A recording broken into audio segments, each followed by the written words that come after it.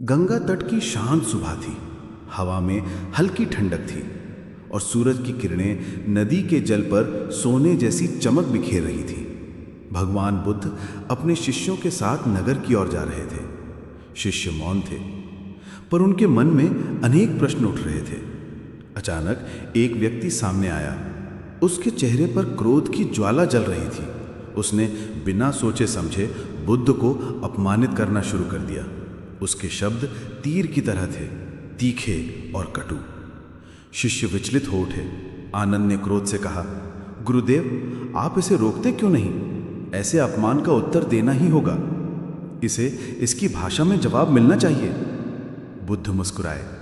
उनकी आंखों में वही गहराई थी, वही करुणा, वही शांति। उन्होंने कहा, आनंद, यदि कोई तुम्हें उपहार दे और तुम उसे स्वीकार ना करो तो वो उपहार किसके पास रहेगा? आनंद चुप हो गया। फिर धीमे स्वर में बोला, जिसने दिया उसके पास। बुद्ध ने कहा, ठीक वैसे ही यदि मैं उसके क्रोध को स्वीकार ना करूं तो वो क्रोध उसी के पास रहेगा।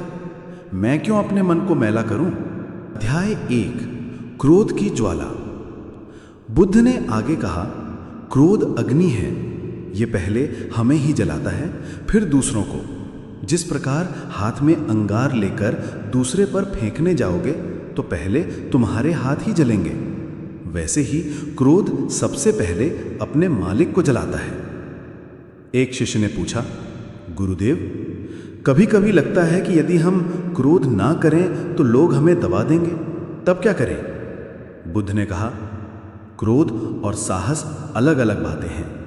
क्रोध अज्ञान से आता है, साहस विवेक से आता है। जो शांत होकर सत्य बोलता है उसका प्रभाव क्रोध से कहीं अधिक होता है।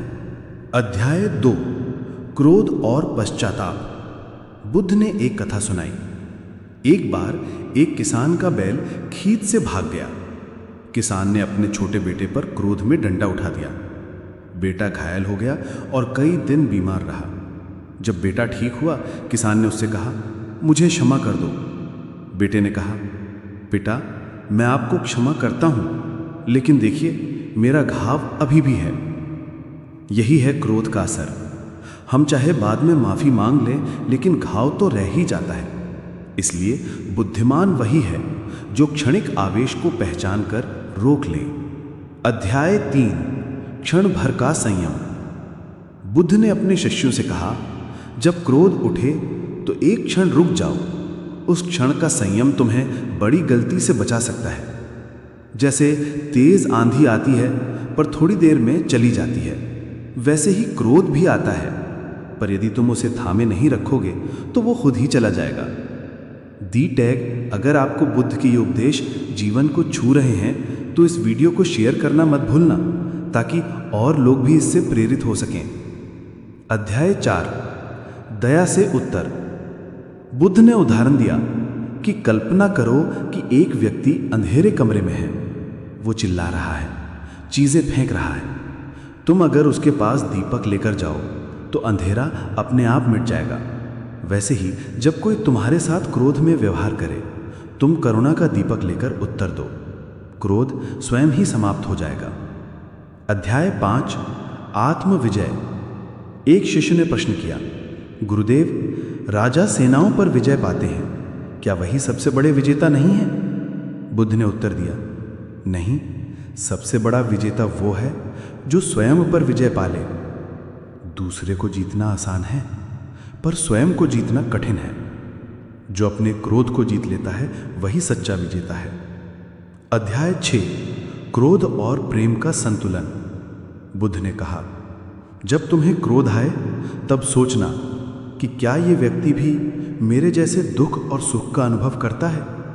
क्या ये भी प्रेम और शांति चाहता है? जब ये दृष्टि आएगी तो क्रोध गल जाएगा। क्रोध को जीतने का एकमात्र उपाय है समझ और करुणा। निष्कर्ष। बुद्ध ने कहा, मनुष्य का सबसे बड़ा शत्रु बाहर नहीं, उसके भीतर है, और वो है क्रोध। जब तुमने क्रोध को जीत लिया तब संसार की कोई शक्ति तुम्हें हिला नहीं सकती। प्यास subscribe and share this wisdom. अगर आपको ये वीडियो पसंद आया हो तो सब्सक्राइब करना बिल्कुल मत भूलना, क्योंकि मैं रोज़ ऐसी कहानियाँ और उपदेश लेकर आऊँगा जो न सिर्फ सुनने में अच्छे लगेंगे बल्कि आपकी ज़िंदगी बदल देंगे। दोस्तों, सब्सक्राइब करो और साथ मिलकर इस ज्ञान को आगे बढ़ाओ। प्लांट